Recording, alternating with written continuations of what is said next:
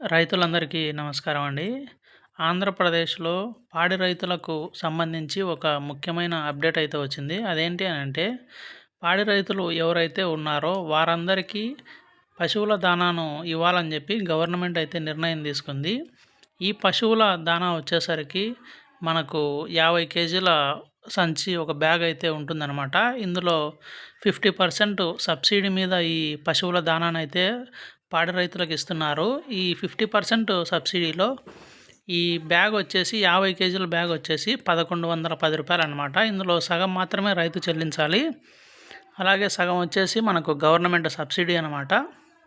ఈ పశువుల దానాను పొందాలంటే రైతులు వారి పేరును భారత్ పశుధన్ యాప్‌లో రైతు అయితే రిజిస్టర్ చేసుకోవాలి. అలాగే పశువులకు టీకాలు కూడా వేయించి ఉండాలన్నమాట. మళ్ళీ వచ్చేసి వైట్ రేషన్ కార్డు కలిగి ఉన్న పాడి రైతులకు మాత్రమే అనమాట ఈ అవకాశం కల్పించింది. మీకు ఒక రైతుకు ఒక బ్యాగ్ మాత్రమే ఇస్తున్నారనమాట ఇప్పుడు ప్రస్తుతానికి వచ్చేసి. అలాగే మీకు ఎవరైతే ఈ పశువు దానా కావాలని అనుకుంటున్నారో వారు మీ దగ్గరలో ఉన్నటువంటి రైతు సేవా కేంద్రం దగ్గరికి వెళ్ళి మీ పేర్లనైతే రిజిస్టర్ చేసుకోవాలన్నమాట.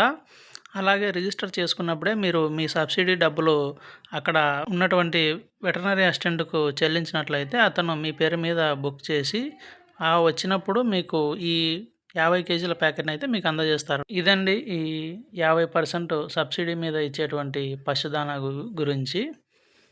వీడియో నచ్చినట్లయితే లైక్ చేయండి. Thank you.